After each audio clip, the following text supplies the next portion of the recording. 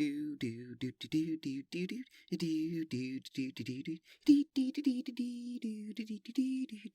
know, I've always tried to like hum or whistle the theme to Lofi Poli Sci, but I'm not a hummer, I'm not a whistler, I never know what I'm doing, and it never, ever, ever comes out right.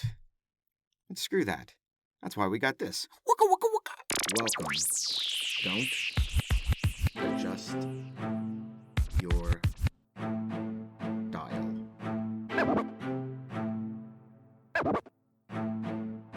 Oh, look at us going with a Wednesday episode. Oh, like it's season 4 up in here. Lofi Poli Sci coming at you with another one of our lists this week. As next week is Mardi Gras break, although I'm sure you will be hearing from me. So we wanted to, get everyone their daily dose of that HDI to square out our first 4 episodes of the miniseries, Our World in Numbers. That's right, with today's episode focusing on HDI, the 4th and final variable we're looking into. After today, you'll have the breakdown of all the development indicators we're talking about, and the top 10 countries in each category.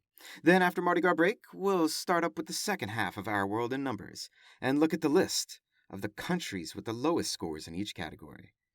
A truly eye-opening experience that will be. But we gotta finish what we started, right? We gotta lay down the breakdown of that HDI, the Human Development Index, which is done by the United Nations Human Development Program, and it is a variable that is measured from 0 to 1. But similar to Gini, the reality is 0 and 1 are never actually seen in real life. The true range that we see between countries is actually a lowest score of 0.394 and a highest score of 0.957. But what is this human development really measuring, ? Well, it's what we like to call a compound variable. It's a variable that combines 3 other development indicators to create a fuller picture of development in a country. Theoretically, at least, we can argue that point later. But the 3 variables HDI combines: gross national income per capita with purchasing power parity, average life expectancy in a country, and average educational attainment as measured by years of schooling. It combines these 3 variables and creates a score from 0 to 1. Et voila, that's HDI. The higher a country's score, the more developed it's considered. The lower a country's score, the less it's considered developed. Simple as that. Alright, enough with the nerdisms. Let's go to the list. Alright. Our data come from the 2019 United Nations Human Development Index as compiled for the 2020 Human Development Report. More on why there isn't any 2020-21 data a little bit later. And coming in at number 10 is Finland at a 0.938. Number 9, Denmark at a 0.94. And tied for number 8 is the Netherlands and Australia, having a 0.944. Number 6 is Sweden, with a 0.945. Now to our top 5, and number 5 is Germany, with a 0.947. Number 4 is Iceland, at a 0.949. And tied for number 3, Switzerland and Ireland, at a 0.955. And coming in at number 1, with the highest human development score in the world, a 5 count to see if you can guess. And 5, 4, 3, 2, 1. And our highest score goes to Norway with a 0.957. And the breakdown of Norway's HDI, you may be wondering, they have an average life expectancy at birth of 82.4 years old. They have an average educational attainment of 18.1 years of schooling, and a GNI per capita with PPP of $66,494 a year in 2019. Damn, Norway. Your people make money, your people live long, and they go to school for hella long a time. 18.1 years? That's like K through 12 plus 5 years of university.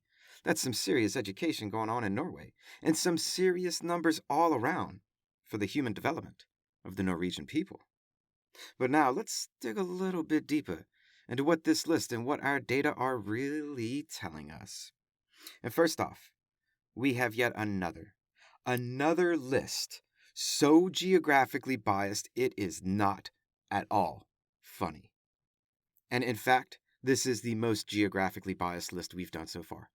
Only one country is not European, and that's Australia. All other countries on the list are European, and all countries on this list are considered Western industrialized democracies.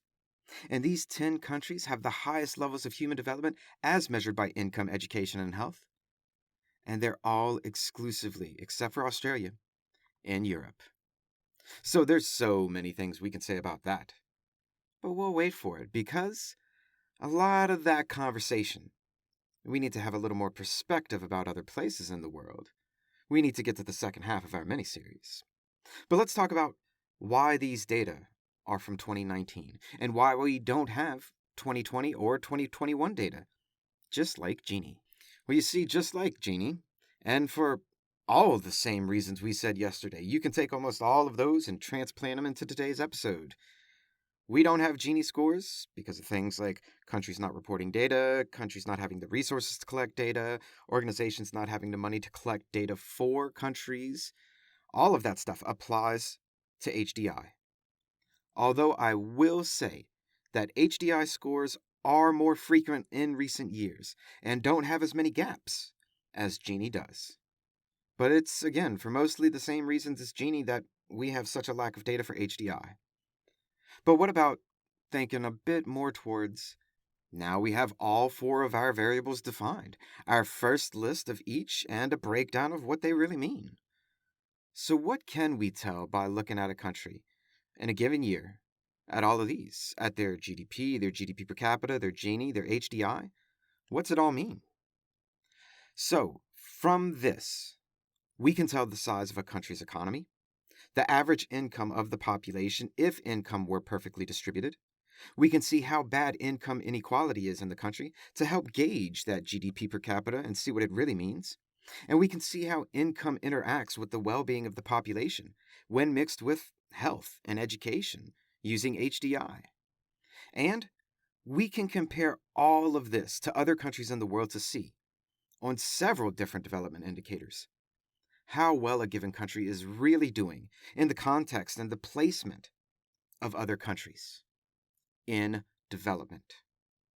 But that is really about it. I mean, it's a really good starting place, for sure, and it offers great comparability to the world in general.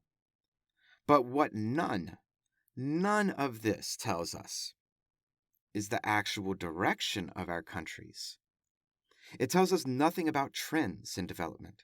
It doesn't say if there are things, that are getting better. Are there things that are getting worse? For that, we'd need to look at all of this over time. But pulling everything together like that, well, that's our final episode of the Our World in Numbers. But first, we have to see the opposite side of these lists to get some real perspective about just how development is going across the globe. And that's this Tuesday's Waka Waka Wednesdays Top 10 list. Right into the show at lofipolisci.com, on Instagram, YouTube, email, LinkedIn. Reach out, people. Always remember that Lofi Poli Sci is more than just me. It's the we that we be. Talk to you soon, Lo-Fi listeners. Pickering, signing off.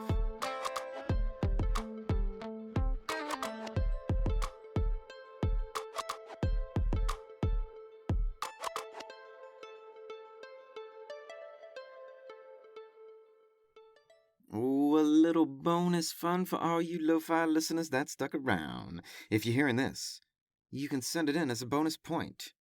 You know what I mean. Though it has a timestamp on it. It has to be in by Sunday following the drop date of this episode. And of our first 4 top 10 lists now, only 1 country appeared on 3 lists, and no country appeared on all 4 lists.